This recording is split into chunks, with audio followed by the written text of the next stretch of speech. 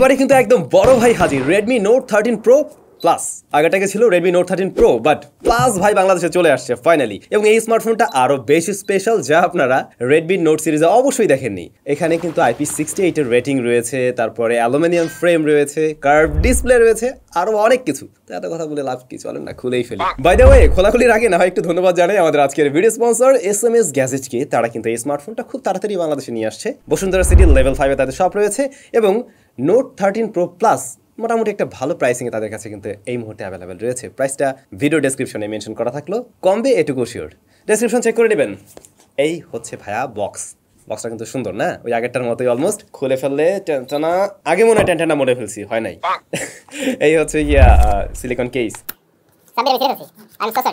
এই যে সেই আগের মতোই কেস দেখতে পাই আমরা, সেটা কি সিলিকন, ব্ল্যাক কালার সিলিকন। এইটা ওরা ভালো করতেছে, ওই সাদাটা দিলে তো আসলে একটা অন্যরকম কালার হয়ে যায়, ওর থেকে এটাই ভালো। দেন স্মার্টফোন ভাই এইটা আরও বেশি সলিড, এইটা একটু মানে ততটা সলিড লাগে নাই যতটা কিনা এটা লাগছে আর কি। দেন ভিতরে চার্জার, বাই দ্য ওয়ে এবারে চার্জার আরও বড়। এর চার্জারের সাইজ হলো 120 ওয়াট, দ্রুত সময় চার্জ করা যাবে এবং A to C কেবল রয়েছে। Alright, very good. চলেন না হয় এটাকে খুলে ফেলি। এই হলো স্মার্টফোন। রিয়ার প্যানেলটা লেদার ফিনিশড এবং আমি এটার ছবি দেখে ভাবছিলাম আসলে কি এটা মানে সত্যিকারের ছবি, যে ছবিগুলোকে অনলাইনে আসছিল। আমি ভাবছিলাম যে মনে হয় কেউ রেন্ডার এমনি তৈরি করে রাখছে আর কি, বাট না, আসলেই এরকম লুকস এসছে স্মার্টফোনটি। এবং সামনে আমরা দেখছি বেশ কার্ভ ডিসপ্লে রয়েছে, তবে এইটার না একটু থিকনেসটা বেশি লাগছে আমার কাছে। মানে রিসেন্ট টাইমে অনারের বলেন আরও ধরনের কোন ব্র্যান্ডের স্মার্টফোন পেয়েছি যেগুলোতে কার্ভ ডিসপ্লে রয়েছে এবং বেশ স্লিম, সেই জায়গায় এইটার থিকনেসটা একটু বেশি লাগছে আমার কাছে। তবে ভালো বিষয়, এর বডি ফ্রেমটা মেটাল বা অ্যালুমিনিয়াম দিয়ে তৈরি। প্রয়োজনীয় পোর্টস অ্যান্ড বাটন তো আমি সব কিছুই দেখছি, 3.5mm হেডফোন জ্যাকটা বাদে ওটা নাই কেন? এত বড় মোটা ফোন ওটা তো দিতে পারতো আর কি। যাই হোক, আপনারা আইআর ব্লাস্টার পেয়ে যাবেন, সেকেন্ডারি নয়েজ ক্যান্সেলেশন মাইক পাবেন এবং এটাতে স্টেরিও স্পিকার রয়েছে আর ইন ডিসপ্লে ফিঙ্গারপ্রিন্ট স্ক্যানার, যা মোটামুটি ফাস্ট অ্যান্ড একুরেট।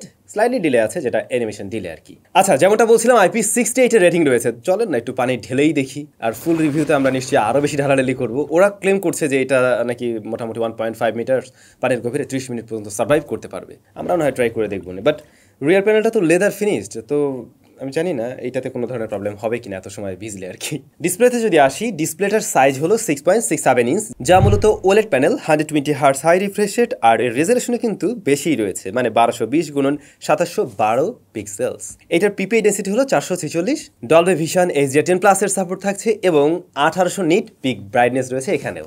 আমরা এর ছোট ভাই Redmi Note 13 Pro, ওটাতেও কিন্তু 1800 নিট পিক ব্রাইটনেস পেয়েছিলাম এবং বলছিলাম এটা নিয়ে আমরা ছাদে গিয়েছিলাম, ছবি তোলা হয়েছিল, একদম ভালো ব্রাইটনেস আছে। 1800 নিটস কম না মোটেই। তো এটার ক্ষেত্রে আপনারা সেম ব্রাইটনেস পাচ্ছেন আর কি। হ্যাঁ, রেজলিউশনটাও সেম আছে, তবে কার্ভ ডিসপ্লে অনেকের আবার ভালো লাগে। আই হোপ এটাও পছন্দ হয়ে যাবে। অনেক বেশি একদম সুপার লেভেলের কার্ভ এমন না, বাট স্লাইডলি কার্ভ আছে, ব্যাপারটা ভালো লাগছে আর কি। হ্যাঁ, চিন বেজল মোটামুটি ন্যারোর কাতারেই সিমেট্রিক্যাল টাইপের, জিনিসটা দেখতে সুন্দর। এই ডিসপ্লেটার কালার একুরেসি আমার কাছে কাইন্ড অফ একুরেট টাইপেরই কালার লাগছে, তবে একটু টুইক করে নিলে মনে আরো বেটার আউটপুট পাওয়া যাবে। আমরা একটু হাই রিফ্রেশ রেটের ব্যাপারটা চেক করে দেখছিলাম, এটা 120 হার্টজ ঠিকভাবেই পুশ করতে পারছে।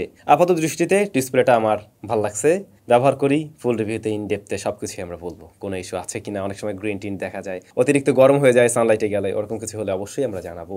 আচ্ছা, যদি আসি ক্যামেরাতে, ব্যাক সাইডে তিনটা ক্যামেরা। তো মেইন ক্যামেরাটা হচ্ছে গিয়ে 200 মেগাপিক্সেলের, ওয়াইএস আছে এখানে, পরবর্তী সেন্সর 8 মেগাপিক্সেল আলট্রা ওয়াইড, আর একটি ম্যাক্রো শুটার রয়েছে 2 মেগাপিক্সেলের। এক্স্যাক্টলি সেম সেটআপটা আমরা কিন্তু এই ফোনটাতেও পেয়েছিলাম। তো ওই সেম সেটআপ এখানে রয়েছে। ইভেন এইটারও মেইন ক্যামেরায় ভিডিও রেকর্ড করা যায় সর্বোচ্চ 4K 30 FPS। হ্যাঁ, তো আমি 60 FPS মাস্ট মিস করছি। এই ধরনের মানে ফোনগুলোতে দেখুন এখন কিন্তু অনেকটা হাই মিড রেঞ্জ বাজেটের স্মার্টফোন হয়ে গেছে এগুলো, একদমই টোটালি। হ্যাঁ, তো অবশ্যই এই সমস্ত জায়গার দিকে একটু নজর দেওয়া উচিত। আর এই স্মার্টফোনটা তো আমরা গতকাল হাতে পেয়েছিলাম, অনেক বেশি ছবি তোলা হয়নি, কয়েকটা ছবি রয়েছে, আপনারা একটু দেখে নিন। আপনারা জানাবেন এবারে বড় ভাইয়ের ছবির কোয়ালিটি কেমন লাগছে, কারণ এখানে কিন্তু ডিফারেন্ট প্রসেসর রয়েছে, দ্যাটস ওয়াই প্রসেসিং একটু অন্যরকম থাকবে, সেটাই স্বাভাবিক। তো আগেরটা বেশি ভালো লাগছিল না এটা বেশি ভালো লাগছে, অবশ্যই কমেন্ট করে জানাবেন। আর ফুল রিভিউতে আমরা বিভিন্ন জায়গার ছবি তুলে ইনডেপথে আলোচনা করবোই। আচ্ছা, ফ্রন্ট ফেসিং ক্যামেরাটা 16 মেগাপিক্সেলের, ওটারও একটা ছবি থাকলো আর কি। অলরাইট, পারফরমেন্স সেকশনের কি অবস্থা? এই স্মার্টফোনটা কিন্তু রান করছে MIUI 14 based on Android 13, latest operating system রয়েছে এবং এইটাতে মেজর আপডেটের ব্যাপারটা আমি এখনো ক্লিয়ার না, তেমন কোনো তথ্য পাইনি। আমি জানার চেষ্টা করবো এবং অবশ্যই আপনাদেরকে জানাবো। আর এটা কিন্তু চাইনিজ ভ্যারিয়েন্টের ফোন, দ্যাটস ওয়াই আমরা এখানে প্লে স্টোর কিছুই পাইনি। তো আমরা পরবর্তীতে ওটা থার্ড পার্টি থেকে ডাউনলোড করে নিয়ে দেন সবকিছু ইনস্টল করতে পেরেছি, আগেরটাও যেমনটা আমরা করছিলাম আর কি। আর হ্যাঁ, সেগুলো ইনস্টল করতে গিয়ে দেখছিলাম মোটামুটি হিট জেনারেট করছে এটা, তবে কোনো ধরনের চাপাচাপি ফিল বা আটকে যাওয়ার মতো কোনো কিছু কিন্তু এখন পর্যন্ত লক্ষ্য করিনি। একদমই মোটামুটি একটা হাই মিড রেঞ্জ বাজেটের স্মার্টফোনের মতো ফিল দিতে পারছে আর কি, ভালোই লাগতেছে। আর এত স্মার্ট স্কোর তো আপনাদের সামনে রয়েছেই, গিগবেস স্কোর রয়েছে, তারপরে এটা দিয়ে আমরা টুকটাক কিছু কাজবাজ করা ট্রাই করছিলাম, লাইক সোশ্যাল মিডিয়া ব্রাউজিং এগুলো, তো দেখলাম খুব ভালোভাবে হ্যান্ডেল করতে পারছে। আই হোপ এটার পারফরমেন্স নিয়ে সন্তুষ্ট থাকার মতো, বা এটার যে প্রসেসর সেটাই তো বললাম না, এটার প্রসেসর হলো মিডিয়াটেক ডাইমেনসিটি 7200, যা 4nm একটি প্রসেসর, এবং এটা কিন্তু বেশ ক্যাপাবল একটি প্রসেসর রিসেন্টলি আর কোনো একটা স্মার্টফোনে যেন আমি রিভিউর সময় বলছিলাম। সো এটার থেকেও পারফরমেন্স আশা করছি ভালোই পাবেন। তারপরেও যারা আসলে মানে একটু চিন্তা ভাবনা করে কিনতে চাচ্ছেন, মানে এই মুহূর্তেই কিনবেন না, বাট একটু চিন্তা ভাবনা করছেন যে আসলে কিনবো কিনা, এটা ভালো ডিসিশন, তারা ওয়েট করতে পারেন, আমরা ফুল রিভিউ নিয়ে আসি, ওই সময়ের মধ্যে দেখবেন এর দামটাও কিছুটা কমবে, আবার আমাদের সবকিছু আপনি জানতেও পারলেন যে আদৌ আসলে এটার রেজাল্ট লং রানে গিয়ে কি হয়। আমরা মোটামুটি আগামী 10 ডেজের মধ্যে এর একটা রিভিউ দেওয়া ট্রাই করবো। রাইট নাও কিন্তু এর প্রাইস 39K এর মতো। এই প্রাইসিংটা মানে একদম শুরুর দিক হিসাবে আমার কাছে খুব একটাও খারাপ লাগেনি। এটা দুইটা ভ্যারিয়েন্টে পাওয়া যায়, 12 আর 16GB। 12 সাথে 256GB স্টোরেজ, আবার 512GB স্টোরেজ রয়েছে আর কি। স্টোরেজ টাইপ হলো UFS 3.1। তবে ভাই এই চাইনিজ ভ্যারিয়েন্টের ফোনগুলোর মাঝে না অনেক মানে অ্যাপস থাকে যেগুলো চাইনিজ অ্যাপস, যেগুলোর কোনো প্রয়োজন নেই। ম্যাক্সিমাম যদিও আনইনস্টল করা যায়, কিছু কিছু আবার থেকেও যাবে, তো ওগুলো ভালো না লাগলে, ভালো লাগবেও না জানি, কোনো কাজেও লাগবে না, আনইনস্টল করে ফেলুন, সেটাই ভালো হবে। আর আরেকটা বিষয়, এটাতে আমরা ম্যাপস, তারপরে হচ্ছে গিয়ে কি বলে ওই যে উবার টুবার, এগুলো এখন পর্যন্ত রান করে দেখিনি, ওগুলো একটু ব্যবহার করে দেখবো যে চাইনিজ ভ্যারিয়েন্টের ফোন হিসাবে কোনো ধরনের প্রবলেম বা প্যারা দেয় কিনা। এটাতে ব্যাটারি রয়েছে কিন্তু 5000 mAh এর, আগেরটাতে মনে হয় আরেকটু বেশি ছিল, 5100 মনে ছিল।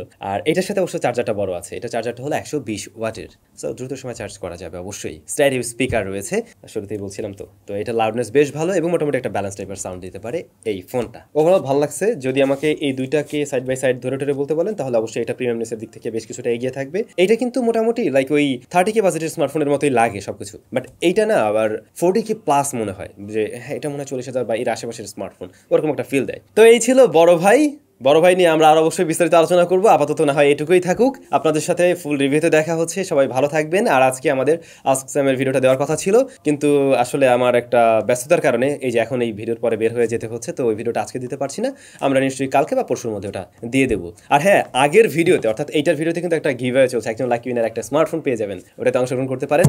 ভিডিও ডেসক্রিপশনে লিঙ্ক দেওয়া থাকবে আর কি। হ্যাঁ, ভালো থাকুন, টাটা।